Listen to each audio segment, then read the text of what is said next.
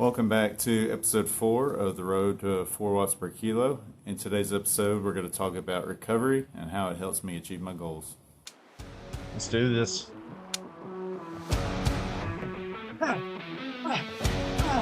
Let's freaking go.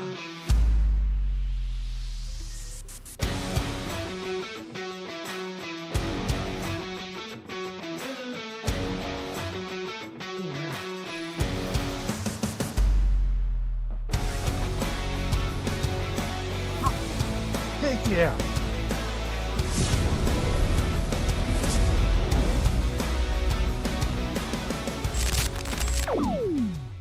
So this week is a recovery week for me, which means that I'm still going to be riding the bike, but I'm going to be doing about 25 to 50% less of the hours on the bike. It doesn't mean that I'm not going to do a VO2 or a sweet spot workout. I actually have a club ladder here in about the next hour, and then right after that I'm going to get on the bike right behind me and do about a 2-hour zone 2 ride.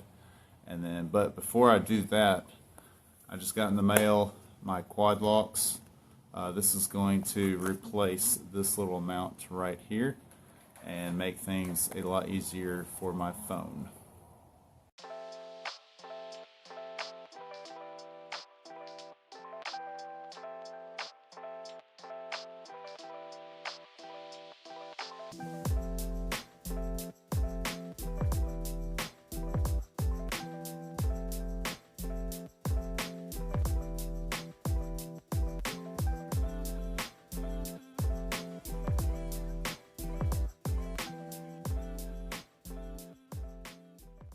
So in order to put this on, you have to push this tab down on the right side of it.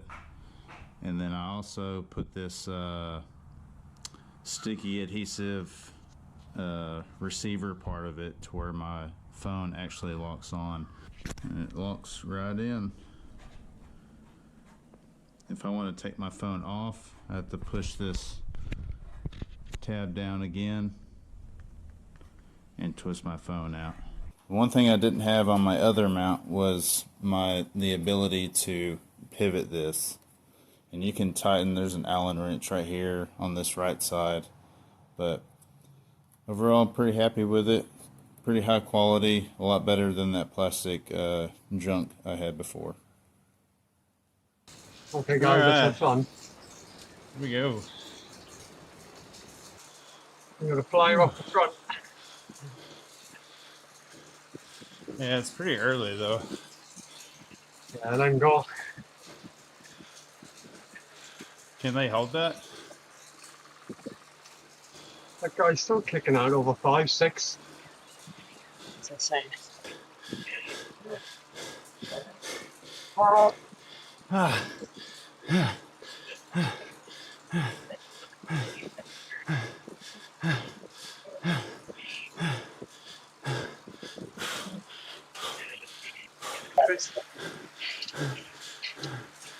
What's sprint towards 1-2?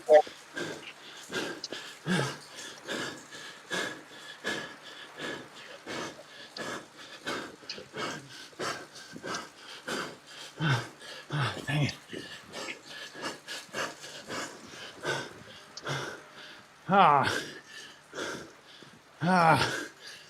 Too strong. Yeah. That sucks.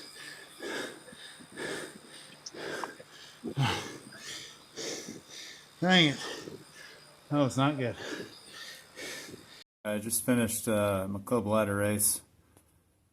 I'm pretty tired, but this is a recovery week. I have this 2-hour zone 2 ride I'm fixing to do outdoors. It's supposed to rain the next probably 4 days or so. It'll be my last time to ride outside for a bit. And it's starting to get cold now, so I don't know how much longer I'll have outdoors.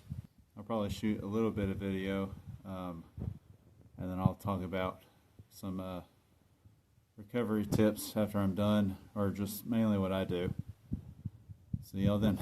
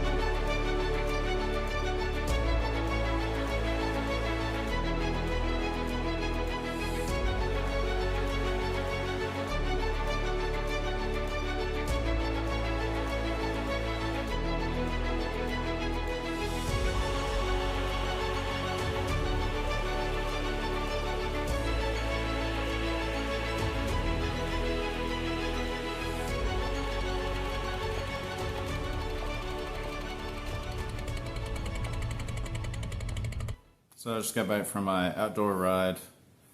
Probably my favorite thing to do after I work out or anything is eat. So that's gonna be my first step. I'm gonna make a shake.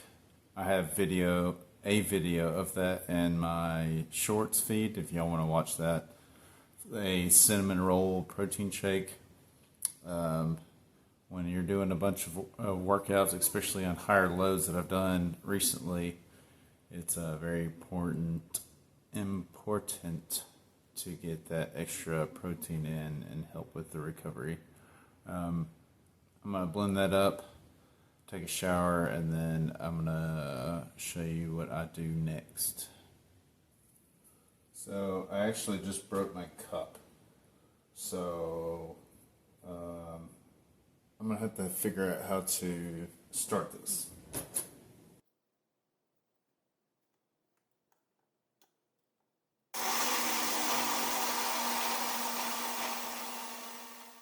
Alright, I just got out of the shower and I'm gonna finish my stretching. I'm gonna do some static stretching. I don't do this after every workout that I do, but when I notice that I'm kind of getting a little tighter than normal, I'll try to implement a lot of this into my stretching for after longer rides or harder rides.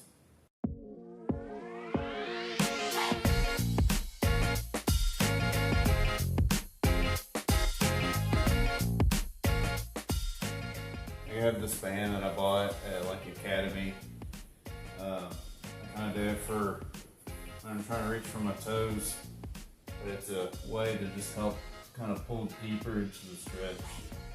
I'll do this sitting up like this, or I'll lay on my back and I'll pull my foot up in the air and help stretch those hamstrings.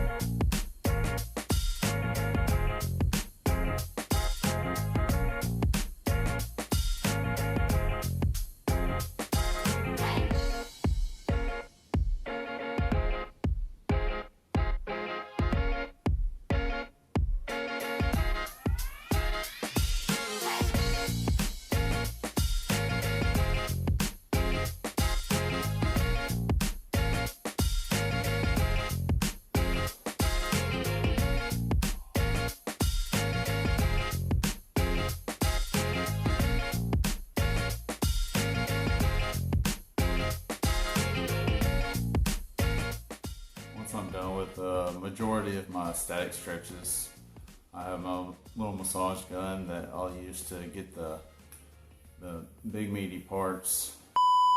I'll use this massage gun to really dig deep into the muscle and try to loosen up as much as it can. If it's too sore, I try not to use this because it'll just make it more sore, but if it's just really tight, then it's a good time to just break that up.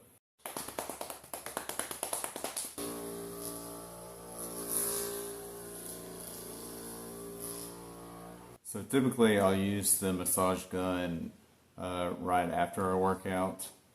And then the next day, if something's still too tight, then I'll get the foam roller out. So recently I bought myself a Sharper Image ice bath. And the reason I bought it is it's a proven recovery tool.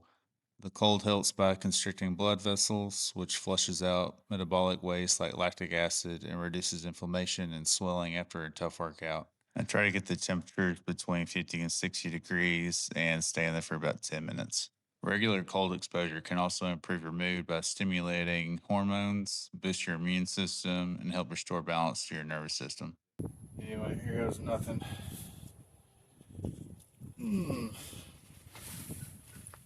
Oh. Oh. Oh. Oh. Should start a timer. I need to go lower, but I don't want to. Start out here and eventually I'll work my way down to my neck. This is about as far as I want to go. 2 minutes down. It's still cold. I'm just waiting for the point to where everything is frozen and it's better. Well, I'm 5 minutes in everything's pretty numb, so it's not so bad anymore. The main reason I really want to do this is, one, to kind of help with the mental side of it. You know, when you're going in a race or struggling in a workout, it's not really your physical for me. It's more the mental capacity to keep on pushing. It's not easy to just jump right into a ice bath. The second thing is mainly for recovery.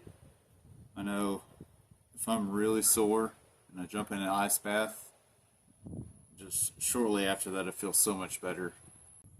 Alright, let's get out of here. Oh.